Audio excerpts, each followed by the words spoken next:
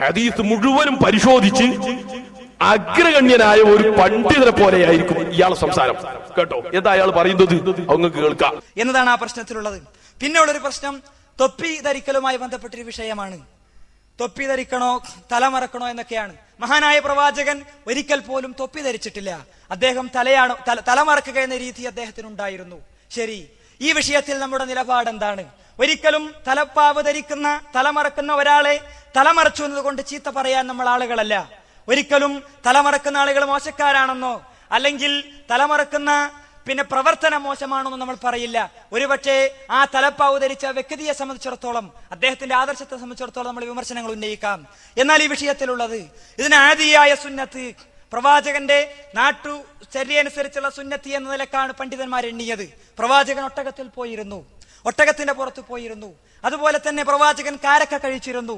ഇതുപോലത്തെ ഒരു ചര്യ എന്ന നിലക്കാണ് പണ്ഡിതന്മാർ അതിനെ എണ്ണുകയും വീക്ഷിക്കുകയും ചെയ്തിരിക്കുന്നത്. പക്ഷേ ഒരു മനുഷ്യൻ ഈ വിഷയത്തിൽ മുഹമ്മദ് നബിയോടുള്ള അടങ്ങാത്ത സ്നേഹം കൊണ്ടത് ചെയ്താൽ പുണ്യം കിട്ടില്ലെന്ന് പറയാൻ നമ്മൾ ആളുകളല്ല.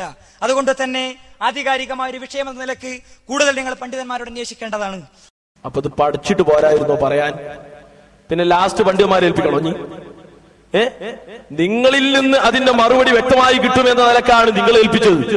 അപ്പൊ നോക്കുമ്പോ കൂടെ പറഞ്ഞിട്ട് ആകെ നാശാക്കി.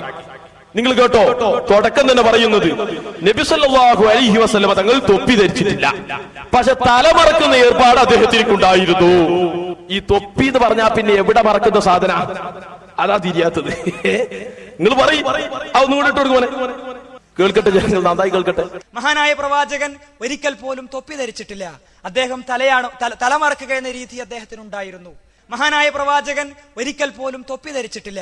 അദ്ദേഹം തലമറക്കുക എന്ന രീതി അദ്ദേഹത്തിനുണ്ടായിരുന്നു. കേട്ടില്ലേ? തലമറക്കുന്ന ഏർപ്പാട് അദ്ദേഹത്തിന് കിട്ടാ. ഇസ്ലാമിക ശരീഅത്ത് കൊണ്ടല്ലേ കളിക്കുന്നത്. നാവിനെ പടച്ചുറപ്പ് വായിക്കി കൊടുക്കോ? നിങ്ങൾ മനസ്സിലാക്കി. ലോക മുസ്ലിമീങ്ങളുടെ ഈമാൻ നഷ്ടപ്പെടാനുള്ള സ്വഭാവമല്ലേ എടുക്കുന്നത്. ആരാളെന്നറിയോ? താജുദ്ദീൻ സലാഹി. കോട്ടക്കൽ സംവാദം കണ്ട ആളുകൾക്ക് മനസ്സിലാക്കാൻ കഴിയും. കൂടെ ഇരുന്നിരുന്ന ആളാ, ഒരക്ഷരം പറയാൻ എണീക്കാത്ത മൗലവി. കാരണം പാണ്ഡിത്യത്തിന്റെ ഊക്കൊണ്ട് അങ്ങനെ എണീക്കാൻ പറ്റൂലല്ലോ.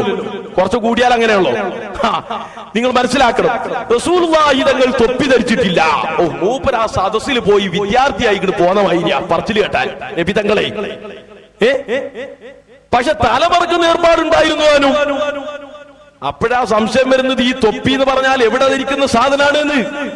അത് ഞങ്ങൾക്ക് തിരിയുന്നില്ല. എന്നിട്ട് പറയാണ്, അങ്ങനെ തൊപ്പി ധരിച്ച തലമറച്ച ആളുകൾക്ക് അത് മുഖേന പ്രവാചകനോടുള്ള സ്നേഹം മുഖേന അങ്ങനെ ചെയ്തു എന്നതുകൊണ്ട് പുണ്യം കിട്ടുമെന്ന് പറയാൻ ഞങ്ങൾ ആളുകളില്ല. അഥവാ അങ്ങനെ ഞങ്ങൾ പറയൂല, പുണ്യം കിട്ടുമെന്ന് ഞങ്ങൾ പറയൂല. പക്ഷേ ഒരു മനുഷ്യൻ ഈ വിഷയത്തിൽ മുഹമ്മദ് നബിയോടുള്ള അടങ്ങാത്ത സ്നേഹം കൊണ്ടത് ചെയ്താൽ പുണ്യം കിട്ടില്ലെന്ന് പറയാൻ നമ്മൾ ആളുകളല്ല. പക്ഷേ ഒരു മനുഷ്യൻ ഈ വിഷയത്തിൽ മുഹമ്മദ് നബിയോടുള്ള അടങ്ങാത്ത സ്നേഹം കൊണ്ടത് ചെയ്താൽ പുണ്യം കിട്ടില്ലെന്ന് പറയാൻ നമ്മൾ ആളുകളല്ല. എന്നാൽ നിങ്ങൾ പറഞ്ഞിട്ടുണ്ടല്ലോ, തൊപ്പി ധരിച്ചാലും തലമറച്ചാലും പുണ്യം കിട്ടുമെന്ന് നിങ്ങൾ പറയാൻ ആളുകളല്ലെന്ന് പറഞ്ഞാ പറ്റൂല. നിങ്ങൾ മുമ്പ് പറഞ്ഞതാണ് കേട്ടോ. അൽമനാറിലൂടെ മുജാഹിദിന്റെ നേതാക്കൾ എഴുതി പഠിപ്പിക്കുകയാണ്. ഒരു ചെറിയ ഉദാഹരണം പറയാം. മുസ്ലിമീങ്ങൾക്ക് തങ്ങളുടെ തലമറക്കൽ തൊപ്പി കൊണ്ടോ തലപ്പാവ് കൊണ്ടോ എന്തുകൊണ്ടായാലും വേണ്ടില്ല, സുന്നത്താണ്. സുന്നത്ത് എന്ന് പറഞ്ഞാൽ എന്താ? പുണ്യം കിട്ടുന്ന അമലാണ്. അപ്പൊ പിന്നെ ആളുകളല്ലെന്ന് പറഞ്ഞു ഒഴിഞ്ഞാ പറ്റൂല. മുമ്പ് പറഞ്ഞത് ജനങ്ങളുടെ കയ്യിലുണ്ടെന്ന് മനസ്സിലാക്കിക്കൊള്ളണം. അതുകൊണ്ട് ഞങ്ങൾ മനസ്സിലാക്കുന്നത് എന്താണ്? നിലനിൽപ്പില്ലാത്ത ആശയങ്ങളുടെ ഒരു പ്രത്യേകമായ സമാഹാരമാണ് മുജാഹിദ് പ്രസ്ഥാനം. ഒരു സമയത്ത് സുന്നത്താണെന്ന് പറയുന്നു, അൽമനാറിൽ മാത്രമാണെന്നാ നിങ്ങൾ മനസ്സിലാക്കിയത്. എന്നാൽ ഇവരുടെ നേതാവായ ഉമർ മൗലവി, ആരാണ് ഉമർ മൗലവി എന്ന് ഞാൻ പിന്നീട് നിങ്ങൾക്ക് അറിയിച്ചു തരാനിരിക്കുന്നു. കേട്ടോ, ഉമർ മൗലവി തന്റെ സൽസബീലിലൂടെ പറയുകയാണ്. ഏതാണ് സൽസബീൽ എന്ന് നിങ്ങൾ പഠിക്കണം. ഉമർ മൗലവിയുടെ ഒരു മൗലിദുണ്ട്. ആ മൗലിദിൽ ഉമർ മൗലവിയുടെ മഹത്വം പറഞ്ഞിട്ട് അവസാനം പറയുകയാണ്, ഉമർ മൗലവിയുടെ മഹത്വം എന്താണെന്നറിയോ? മൗലിദി ഞാൻ ശേഷം വായിക്കുന്നുണ്ട്. ഉമർ മൗലവിയെ സംബന്ധിച്ച് അവരുണ്ടാക്കിയ മാലയാണിത്. അത് ഞാൻ നിങ്ങൾക്ക് പാടി കേൾപ്പിക്കുന്നുണ്ട്. മാലയിൽ മുഹിയുദ്ദീൻ ശൈഖിനിക്ക് പോലും പറയാത്ത മഹത്വങ്ങൾ അവർ പറഞ്ഞിട്ടുണ്ട്. പക്ഷെ മുഹിയുദ്ദീൻ മാല തെറ്റാട്, സ്വന്തം നേതാവിന്റെ മാല ശരിയാട്. ആ മാലയിൽ ഒരു വിഷയം പറയുന്നുണ്ട്, മുള്ളുകൾ താണ്ടി തെളിയിച്ച പാതക്കു സൽസബീൽ എന്ന പേരെത്രേ മഹത്വരും. ജവാബൊന്നും ചെല്ലണ്ട. അപ്പോ സൽസബീൽ എന്ന് പറയുന്ന ഒരു മഹത്തായ ഗ്രന്ഥത്തിന്റെ ഉടമസ്ഥനാണ് ആര്? നേതാവ് ഉമർ മൗലവി. ആ ഉമർ മൗലവി സൽസബീലിൽ പറയുന്ന എന്താണ്? അതുകൊണ്ട് ഞാൻ ഈ വിഷയത്തിൽ ഉറച്ചു നിൽക്കുന്നു, തലമറക്കൽ നബിയുടെ സുന്നത്താണെന്ന് പറയുന്നു. സൽസബീലിലായി എഴുതി വെക്കുന്നത്. അപ്പൊ പുണ്യം കിട്ടുമെന്ന് നിങ്ങൾ പറഞ്ഞിട്ടുണ്ട്, പറഞ്ഞിട്ടില്ലെന്ന് പറയരുത്. എന്നാൽ ഞങ്ങളുടെ വിഷയം അവിടെയല്ല.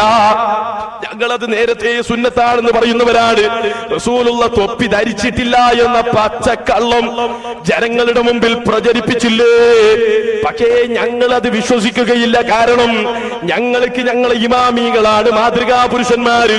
മഹാനായ ഇമാമിങ്ങളിൽ 5-ാം നൂറ്റാണ്ടിലെ മുജദ്ദിദായി രംഗപ്രവേശനം ചെയ്ത ബഹുമാനപ്പെട്ട ഹുജ്ജത്തുൽ ഇസ്ലാം അബൂ ഹാമിദിനിൽ ഗസാലി റളിയല്ലാഹു അൻഹു പറയുന്നത് എന്താണ്? ഇഹ്യാ ഉലൂമുദ്ദീൻ എന്ന ഗ്രന്ഥം നിങ്ങൾ ചെന്നിട്ട് മറിച്ചു നോക്ക്. ആ ഗ്രന്ഥത്തിൽ കാണാം, വകാന യൽബസുൽ ഖലാനിസ തഹ്തൽ അമായിം. നബി സല്ലല്ലാഹു അലൈഹി വസല്ലം തങ്ങൾ തൊപ്പി ധരിച്ചിരുന്നു, അതിന്റെ മുകളിൽ തലപ്പാവ് കെട്ടിയിരുന്നു. എന്ത്? നബി തങ്ങൾ തൊപ്പി ധരിച്ചിരുന്നു, അതിന്റെ മുകളിൽ തലപ്പാവും കിട്ടിയിരുന്നു. തലപ്പാവുകൾക്കടിയിലായി തൊപ്പി ധരിക്കുന്ന ആളായിരുന്നു മുഹമ്മദുർ റസൂലുള്ളാഹി സ്വല്ലല്ലാഹു അലൈഹി വസല്ലം. വബിഗൈരി ഇമാമത്തിൻ, തലപ്പാവില്ലാതെ വെറും തൊപ്പിയും നബി സല്ലല്ലാഹു അലൈഹി വസല്ലം തങ്ങൾ ധരിച്ചിരുന്നു. എന്നിട്ട് പച്ച കള്ളം പറയല്ലേ?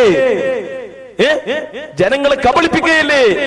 മനുഷ്യരുടെ മനസ്സിലുള്ള ഈമാൻ നശിപ്പിക്കുകയല്ലേ ചെയ്യുന്നത്?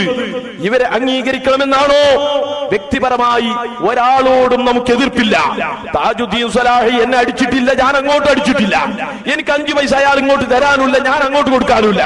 പിന്നെ വ്യക്തിപരമായി ഞങ്ങൾക്കൊരു വൈരാഗ്യമില്ല. പക്ഷേ ആദർശത്തിന്റെ വിഷയത്തിൽ ഒരിക്കലും സമ്മതിക്കാൻ പറ്റാത്ത വിധം പച്ചക്കള്ളം പരിശുദ്ധ ദീനുൽ ഇസ്ലാമിൽ കെട്ടിയുണ്ടാക്കി അതുമായി രംഗപ്രവേശനം ചെയ്താൽ മുസ്ലിം ലോകത്തിന് അംഗീകരിക്കാൻ സാധിക്കുകയില്ല. എന്റെ പ്രിയപ്പെട്ട മുസ്ലിമീങ്ങളെ മനസ്സിലാക്കണം.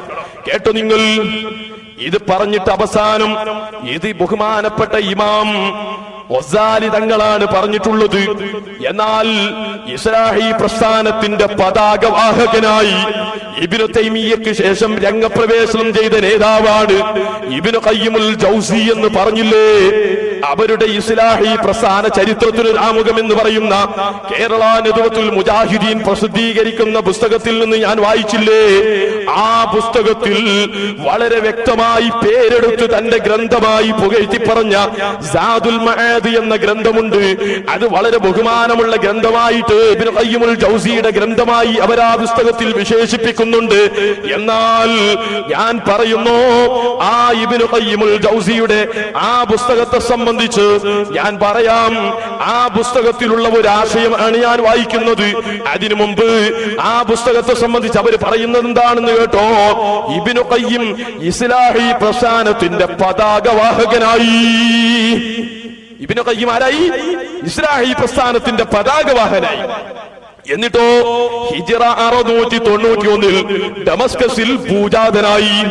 ഹിജ്റ 751 നിര്യാതനായ ഈ മഹാപണ്ഡിതന്റെ സാദുൽ മആദ് എന്ന ഗ്രന്ഥം ഖുർആനിന്റെയും സുന്നത്തിന്റെയും അടിസ്ഥാനത്തിൽ ഇസ്ലാമിക വിധികൾ കണ്ടുപിടിക്കാനുള്ള ഏറ്റവും വിശ്വസനീയമായ അടിസ്ഥാന രേഖയായി ഗണിക്കപ്പെടുന്നു. ഏത് ഗ്രന്ഥം? സാദുൽ മആദ് എന്ന ഗ്രന്ഥം. എന്നാൽ എന്റെ പ്രിയപ്പെട്ട മുജാഹിദുകളെ, തെറ്റിദ്ധരിച്ചു പോയ മുജാഹിദിന്റെ പ്രവർത്തകരെ, ഞാൻ പറയുന്നു, ആ ഗ്രന്ഥത്തിൽ തന്നെയാണ് ഞാൻ വായിക്കുന്നത്. പരിശുദ്ധ ഖുർആനിന്റെയും തിരുസുന്നത്തിന്റെയും തനിമയാർന്ന ആദർശം എഴുതി വെച്ചിട്ടുള്ള ഇബ്നു ഖയ്യിമുൽ ജൗസിയുടെ ഗ്രന്ഥമില്ലേ? ഏതാണ് ആ ഗ്രന്ഥം? സാദുൽ മആദ്. ആ സാദുൽ മആദ് എന്ന ഗ്രന്ഥത്തിന്റെ 50-51 പേജ് നിങ്ങൾ